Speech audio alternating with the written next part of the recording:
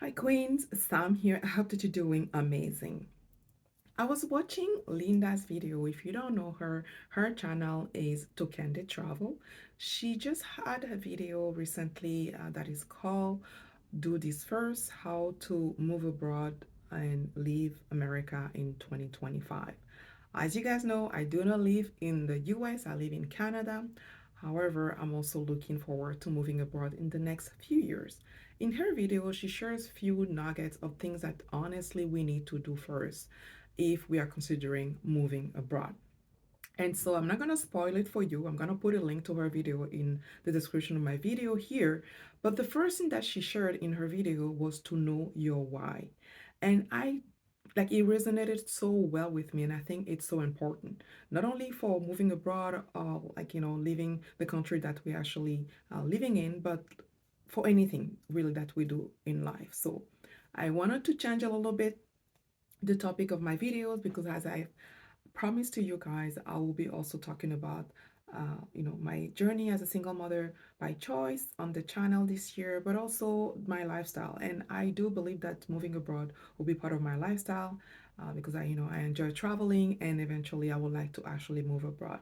As you guys may or may not know, I've been living in Canada for over 20 years now. And so it's been many, many years. And I do love this country. I have to say it. First, I do love this country a lot. I have learned so much here. I've grown into becoming the adult that I am today. However, yes, I'm looking forward to moving abroad. So I'm going to be sharing with you, few layers of my why. I'll say layer number three is probably the foundation of my why. So stay tuned for this one. Layer one is that I would like to live in a country with a warmer weather. If you know anything about Canada, especially I'll say the eastern part of Canada, or like I don't know, like Ontario, Quebec, those type of provinces, it gets really cold. I'm recording on early January 2025. And so I think the temperature today is like minus 15 degrees Celsius, and that is without the wind chill. And so yeah, it is cold. I can't even show you right now, but like it's snow white, completely white all over the place outside. So I've been in here, in this weather for over 20 years, and honestly, I'm not someone who really enjoy the cold weather. I've known that from the beginning. Life has just unfolded in a way that I ended up staying here for many, many years, definitely more years than I wanted. However, it is time. It is time for me to move to a better weather country. So that's, I guess, the first layer. The second layer is essentially that I would like to be in a country slash city where the cost of living is more affordable. I live in Ottawa, which is the capital city of Canada, and although it's not the highest city with in terms of cost of living, it is still quite high. And being a single mom, being responsible for three beautiful kids, and having so many bills to pay, it is a lot on my one income. And so I like to be in a city slash country where cost of living is more affordable and that I can actually afford things that maybe here I cannot afford. And one of those things will be to have a nanny. As you guys may or may not know, I actually lived in Playa del Carmen for 8 months. That's where my twins were born between 2022 and 2023. And I had a blast. And, just being in a city where the weather was so warm. I was 10 minutes walk to the beach. I was living in a beautiful property with the pool. And honestly, even my 2 year old had a blast there, learned Spanish in no time, and really enjoyed his time over there. And because the cost of living was quite affordable compared to the cost of living here in Canada slash Ottawa, I was able to have a nanny on most days from Monday all the way to Saturday, and then Sunday was her day off. And I was paying her good money for her, and but for me it was quite affordable compared to what I would have had to pay a nanny here. So I had her looking, helping me with my son, and then when my twins came, she was also helping me with the babies, but she was also doing cleaning and helping us with the laundry, like few things around the house. And to me, that was priceless. And so I want that to be my life. I don't want that to be something that I get to leave when I'm like in my 60s or 70s or like just time to time. I want that to be my life on a regular basis. Then layer three, as I've said, is essentially the foundation of my why. And this, for me, moving abroad is accomplishing by myself a dream that I've had for many, many years. I have a master's in international management, and my goal in doing that master's was to work for a company which will allow me to to travel for not only to travel, but really being able to be in their international offices for a few years so I can really get a good sense of the culture, learn the language and all that, learn the country, experience the food, and so that part of living in another country, not just traveling for a week or two, but being able to immerse myself in that culture. And I've tried my best. I've tried my best to work for those type of companies. I've applied to so many international organizations who were offering that type of posting, and unfortunately, I was never successful at making it happen. One of my employers located here in Ottawa, I worked for them for 10 years, and that they had that kind of structure, and I really got close to being able to have that opportunity to be able to work from overseas. And fortunately, I had to leave because the work environment became really toxic. Actually, I got to really deal with a toxic person, not so much the work environment, but having to deal with a toxic person, and seeing that essentially the company was not doing anything to stop that. So I decided to leave. So now, me moving abroad by myself with my kids, it's a way for me to actually bring that dream to fruition, because I will really like to make that happen and live in a country that I would have chosen by myself, because coming to Canada was not a choice of mine. It was a choice of my parents. I just ended up staying.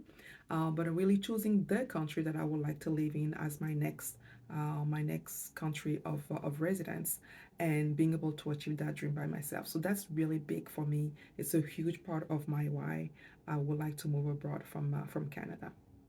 Then layer four is, as I just mentioned in my layer three, is experience a new culture, and for me also to learn a new language. You guys can already have an idea of, maybe not the country, but at least in the, I guess, like the part of the world that I'll be moving in. And if you don't know, I'll tell you right now. I'll spoil it for you. It is Latin America. I've always been curious about the Latin culture. I dance salsa, I dance bachata. I love the food. And the language, I've tried to learn Spanish a few times. Now I'm more than ever committed to learn Spanish. I do my Duolingo every day. I do few lessons every day, sometimes with my son even, so he can also keep a bit of his Spanish, because I know I will end up moving in a Latin American country, and Spanish is the language spoken there. I really don't want to be like most of people, like, who immigrate in those countries and then stick to speaking English no matter what. They don't try, even they don't make any effort, and I've seen so many of those when I was living in Playa del Carmen. Honestly, just saying hi, thank you, and being, please, all of those little things in another language can open so many doors to you. I've seen that many times. Even when I was learning English here in Canada, when I moved literally from Montreal to Toronto, so I could be immersed more in the English and learn it. Just being able to say it in the language that the people of that city or of that country speak can open doors. So I would like to actually get there where I'm totally fluent in Spanish, and of course also get to learn to experience the culture. And then the fifth way for me here is really experience a slower pace of life. Here, I feel like I'm always rushed. I'm always rushing the kids. Get ready. Then let's take a bath. Let's take the dinner. Let's go to bed. All of those things is like the routine, and it's really like, everything is on a schedule. Even when I was living in Playa del Carmen, I could really experience how life got a bit slower. Things are just like more, and of course there are like, advantage and disadvantage to that, because of course if you're waiting for the plumber at 3 and then they end up showing at like 5, or they end up not showing at all, it could be very stressful and disappointing, because they're like on another schedule over there. They're sometimes they don't even have a schedule, and just have to adapt. But what I really appreciate is really being able to take time to enjoy life. I feel like in North America, or at least in Canada, for what I've actually experienced, it's really go go go. Like everybody is go go go, and to me, I don't really think it's conducing to building meaningful, loving, caring relationship with your loved ones. Of course, it comes at a cost, right? So because if I get to move, when I move abroad, I will not be taking my job with me, and that's why I'm very keen on developing my financial coaching business.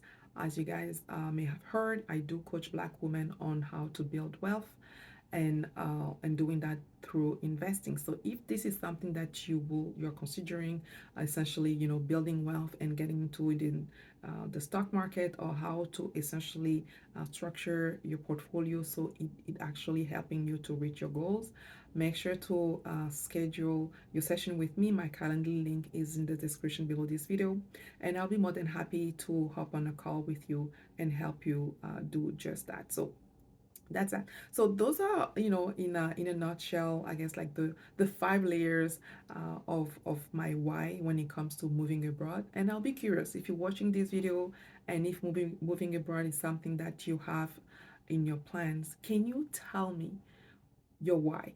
Why are you looking at moving abroad? Why is it something that you would like to have achieved? And let me know also in terms of the timeline. Is it this year? Is it next year? Is it in the next 5 years?